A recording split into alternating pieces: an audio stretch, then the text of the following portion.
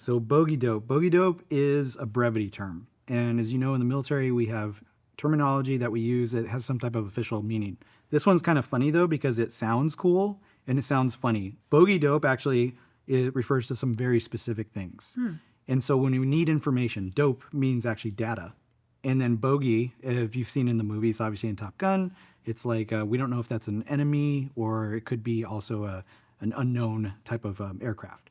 So when we use that term, bogey dope, we're literally asking the higher agency that's looking out for us, hey, where's the closest bad guy? Where's that thing that I need to go fight? And so we kind of took that into the whiskey and we tied it with bourbon. We're like, bogey dope, right? Where is that excellent spirit? And so we go to you to find that bourbon that we want to bottle. I love that. And we have made it a real quest, finding different places that have made really great bourbon. And we've had a lot of fun even going with different mash bills. And I mean, even looking at the color. Right. Obviously, with bourbon, it's going to be aged in new charred oak. So unlike our Nickel on the Grass American single malt, which we've aged in ex-bourbon barrels, this is going to have a lot more tannic influence. So Winglore, we don't use caramel color. Right. We don't even chill filter, none of that. This is just water, yeast, and our grain being distilled, going into barrel. At least, like for us, we're picking a lot of 6, 7, 8-year-old casks.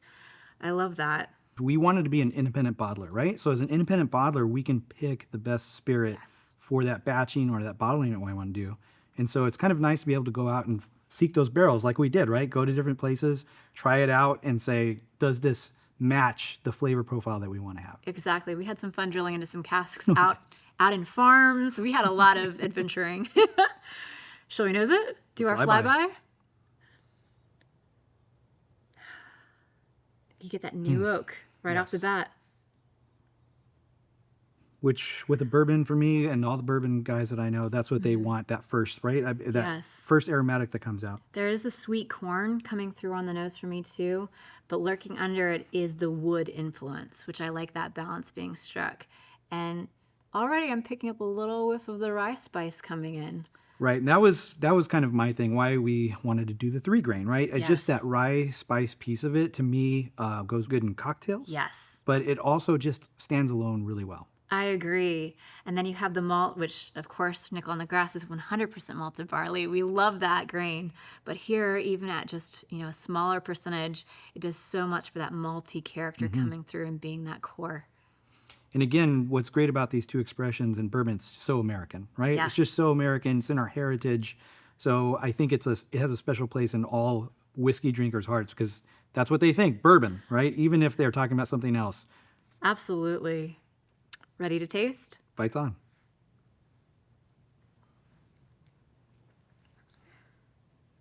That rye coasts right on through. I love that it's under proof again because it has the heft, the shoulders that you'll want for cocktail use, but it's so balanced and I want to say like creamy in a way on that mouthfeel. I love it at the strength. It reminds me of sorghum because my grandfather used to put that on his toast and I get a sorghum note. So. I love that. Yeah, I love the balance, that sort of juxtaposition between the rye spice and the sweet molassesy note that lingers. It's a very soft finish. No, absolutely. Put it in old fashioned, but then somebody else can have it neat and on the rocks, or they can add a little bit of water to open up those aromatics and other things that they appreciate and proof it down on their own. So it's versatile. Again, going back to that versatility of an aircraft, right? Yes. Oh, and I love the thought of pairing it with food. I could see this as a dessert pairing even because of that level of decadence. But man, with charcuterie, barbecue, just a campfire. No, that's, again, pairing with food. I think the people that truly appreciate these things and why it's an American heritage, again, campfire, barbecues, kind of in the South, right? We kind of love our bourbons to be with food and cocktails. Yes. Yeah, I liked what you said about being an independent bottler and being able to select the best. We kind of have this framework with Bottled and Bond for quality.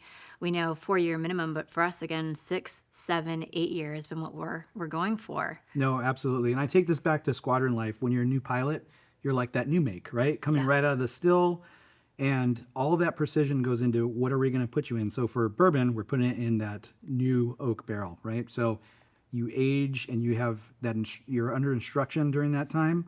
And when you're at the end of that time, whether it's 6, 7, 8 years, you come out a very seasoned pilot and worthy of something to be celebrated. I love that. Well, cheers. Cheers.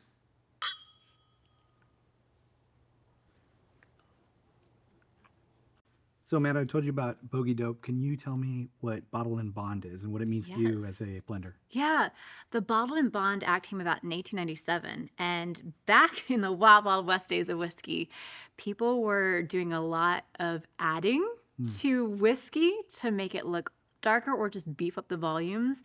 And if people were lucky, they were getting things like tea added. If they weren't so lucky, it could be things like turpentine or kerosene or tobacco. So this act came about and established some parameters to protect a type of whiskey. So we know that a bottled and bond whiskey came from a single distiller, from a single season. So it would be spring or fall that kind of looped together 6 months or 6 months. It had to be aged for at least 4 years in a bonded warehouse, which back in the day meant a key held by the excise man and a key from the distillery itself. Wow. Today, we're audited. So it's a little bit different, a little easier, but the idea of quality is still there. And then that last piece is 100 proof. So 50% ABV for any bottled and bond, which I really like because it brings this sort of framework that as a blender, I can work within and still be very creative, still pick all these incredible nuanced casks to work with and blend together. It is a little restricting, but I really do like that. And I think for a lot of American whiskey consumers, they go, oh, I know exactly what bottled and bond is.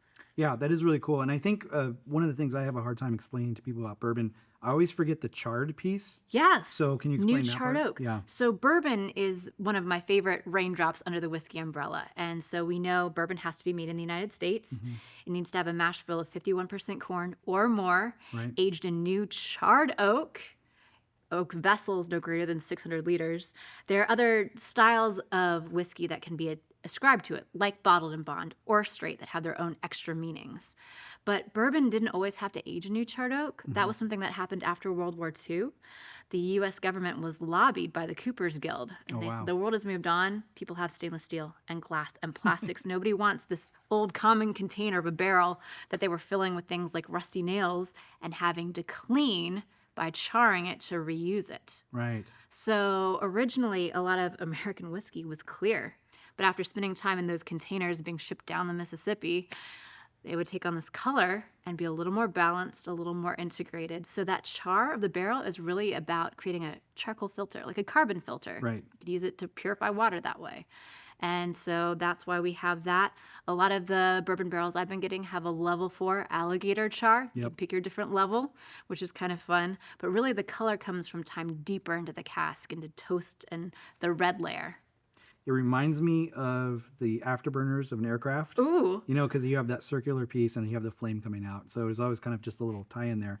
And I think not just in theory, but really you could actually dump the bourbon out of a barrel and literally use that for nickel on the grass, right? Absolutely. And I would love that for nickel on the grass because it would be a more delicate, nuanced maturation because the harsher tannins will have been taken out by the bourbon. Right. And instead you'll get this soft balance where those beautiful notes that we were talking about, like the apple, that orchard fruit note, that came from fermentation back in the day. And then it was concentrated in distillation. So it wouldn't be masked by a lot of tannins from new charred oak. It would be enhanced with the soft vanillins that we talked about. That's really cool. And I think I just wanted to say, when I first came to you, right, we were talking about whiskey, I think one of the things that you kind of embraced about Winglore was your grandfather, right? And he was a navigator in B-17, Yes. is that correct? Yes, he was. So I wanted to end with a toast to him, nickel on the grass. Thank you.